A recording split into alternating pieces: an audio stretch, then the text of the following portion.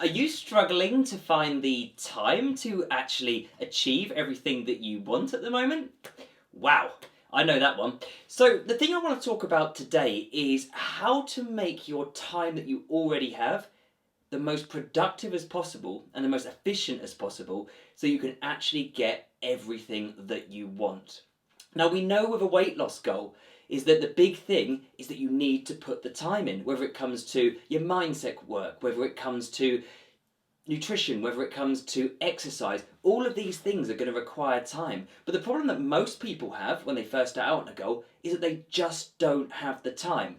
And I completely get it. I've just taken on a new goal of actually completing a whole triathlon season next year. I've actually had to go from 40 minutes roughly on average of training a week up to 5 hours of training a week. I'm a busy guy, I know how you feel. So what I want to do in today's video is try and just share some of the tips and tricks that I use to basically make my time as efficient as possible so that I can get everything done and achieve my goal, and hopefully it'll help you out too. I think the first place to start may sound a little bit obvious, but you kind of need to know what you actually want in the first place. Now, want is an interesting word because when I work with clients, I don't want to know just the tangible things or the things that they can see. I want to know actually what they want in terms of how they want to feel. Because really behind every weight loss goal and every life transformation goal is actually a feeling rather than a thing. Okay? So first of all, I want you just to work out what is it that you actually want. From here, obviously, the first place to start is by actually putting yourself together a plan. The whole quote goes that a goal without a plan is just a wish. Okay? So just because you've got a goal doesn't mean it's going to happen. You actually need a plan to make it happen, right? You need a roadmap, a route, a pathway. You need something that's actually going to get you moving in the right direction. But the thing about having a plan as well is that it actually automatically starts getting in your head what are the things that you actually need to do. The behaviours of contribution, the actions that when done will actually contribute to the goal you've got to do. And sometimes this can seem a little bit overwhelming, but one thing that I find really helps when it comes to planning is actually putting a value on what you want. So yes, of course, we can think of it in terms of finances, but another way to think about it is if you do get exactly what you want and how you want to feel, how is it going to influence your life in terms of your relationships, your work, your confidence, and all these sorts of things? It helps put it up the priority list so you can start thinking about things and actually start visualizing how you're going to put it into place and get it done. But another way to think about it when it comes to value is that what is it actually costing you? By not doing it, by not finding the time, by not being efficient with your other times that you've got time to spend on your goal, what is it costing you in terms of your confidence? What is it costing you in terms of your relationships? What is it costing you in terms of your work life? Okay, so once you've got your priority list, start with a plan. It doesn't matter if you get it from a coach, it doesn't matter whether you do it yourself, but to be the most time efficient, you need to know where you are and what you're doing. Otherwise, you're just freestyling it. And freestyling is never going to get you anywhere. It'll just keep you spinning your wheels over and over again. Now, once you've got your plan in place, I actually got this technique from a client and it is so simple, I'm actually surprised that I never even considered it in the first place. Now, the thing that he did actually was he started talking to me in terms of 7-day cycles, which sounds really simple, doesn't it? As in, it starts on a Monday, it ends on a Sunday. But it makes this whole planning process 10 times easier because if you always know that you've got 7 days in a week, you can really start prioritising what you need to do, when you need to do it, and how you're going to do it as well. So, my friends, the next tip that I want to give you is start working in 7-day cycles. I know this is hard when you've got something like a weight loss goal, which is going to take a little bit longer than 7 days, of course. But I want you just to break your goal down a little bit. By breaking your goal down a little bit and working out where you need to be by each of the 7 days, is that actually it helps you stay a little bit more present. It helps you stay a little bit more in the zone. And it helps you just focus on the priorities of the actions that you need to do to get you where you want to go in the long run. Okay, so 7-day cycles. So once you've got your plan in place and once you've started working in this 7-day cycle mentality, which I think will just completely give you a ton of headspace and actually allow you to really focus on what's important, the next thing is actually chunking it into time blocks, as it were. Okay, now I do this in my diary every single Sunday evening. And this is something that I'd really, really encourage you guys to do too. I'd really encourage you actually to, on a Sunday evening, just spend 10 minutes in your diary, whether it be on your phone, whether it be on your computer, or whether you're still in prehistoric paper mode, whichever way you actually prefer. But on that Sunday, I want you just to start marking out blocks. The thing that I found, which really burnt me out really quickly, was when I wasn't giving myself enough time to complete the tasks that I'd actually set. And this is really common in weight loss too. We think about our weight loss goal as something very important to us, but what we don't think about is actually where we actually slot that in and how we prioritise it in our diary. Normally it gets left to the bottom of the list, which means that we never get it done. And this is the problem with to-do lists, is that there very rarely are done lists, okay? So what I want you to do actually when you get into your diary is actually start blocking out in a priority, okay? So I normally do it as A's, B's and C's. Now this will very much depend on your situation. I'm very lucky to obviously work for myself and have complete control over my calendar. But for me, your A's, that's me time, okay? Because my happiness and my energy is the most important thing to allow me to give the most I can in work, give the most I can to my clients, give the most I can in my relationships, okay? So A slots is me time. B slots, key time.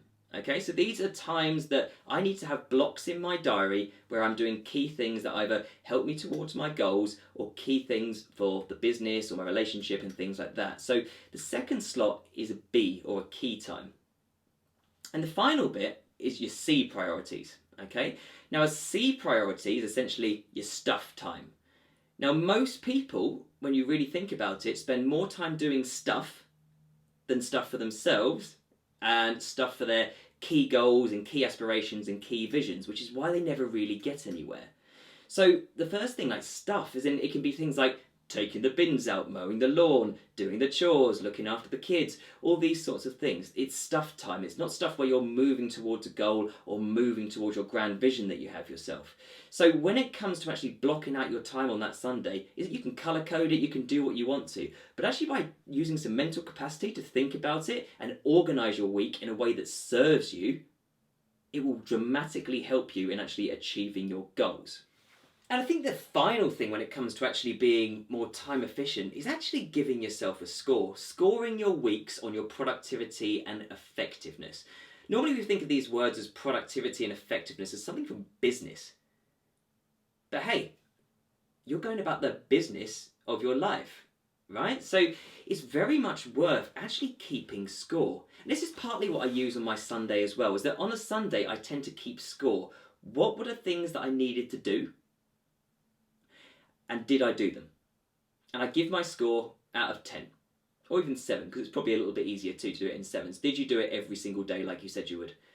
Once you've got that, you can really start seeing where are the issues, where are the time saps, where are the things that you're not being able to prioritise your time as you need it to. But if you're not keeping score, you'll never know. And you'll be surprised when you start noticing what are the things that are actually sapping time from you and actually not helping you move forwards, which means that you can start setting actions for the next week ahead to help you calm those situations down. So it might be that perhaps you're always picking up the kids at a certain time, or maybe you can delegate that time to another parent and do some swaps and things like that, or maybe it's you're cooking all the time, or maybe you can delegate it to your partner to actually do a bit of cooking some of the time.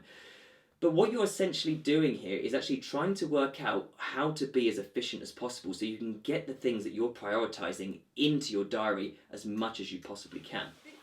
And I think the bonus really that goes with this video today is how to be more time effective without having to make any effort at all. I'm sure you guys all want to know the secret to that. Well, I think probably the biggest thing that actually starves people of being the most productive and effective and actually getting what they want when they set their goals is that they tend to procrastinate, as in they get distracted. And one of the biggest things that I find with clients who are struggling with this is I like to try and make them as effective as possible without asking them to do stuff the whole time and making their lives more difficult by fitting more in.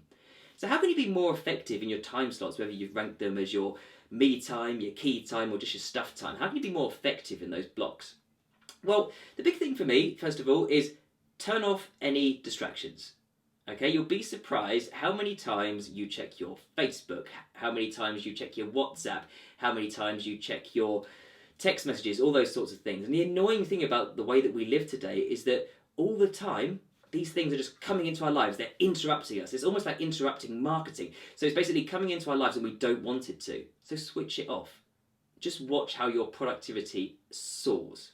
Okay, so that's the first thing. So if you've got it in a block and you need to concentrate, turn off your distractions in that sense. I think that the second way to actually think about it as well is that have a little think about your environments when it comes to procrastination. Most people will procrastinate more in a certain environment, whether it is a place or whether it's people. I know, for example, is that I work particularly well in my office, where I am here, but work terribly if I'm sat in a coffee shop. Because it's noise, I've got people distracting me, I never work particularly well there, which means I'm not going to be effective with my time. But if I've set my block to be efficient in here, I'm going to get stuff done. Okay? The other thing as well is people, as I just said, is that you probably find is that people that you work with, people that you live with, people that you just spend time with probably sap your energy and sap your productiveness as well. It might be their mood, it might be their attitude, it might be that they're constantly talking, but it's not a way to be efficient with your time. So choose your company wisely when you can, especially when it comes to exercise. Make sure you're exercising with people who are uplifting you and exciting you and actually getting you in the right zone rather than bringing you down. Okay, so that's about it on procrastination, but there's loads of different ways that we can use, better ways of actually being more productive. One other thing you possibly look at is what's known as a Pomodoro timer, which basically is some researched method of actually making you more effective in your time blocks. It's more related to work stuff rather than it actually is related to your exercise and your happiness and all those sorts of things, but it's definitely worth something looking at. So that's Scott Marsh, the Mind Body Mentor, out for today, and hopefully that helped in some way.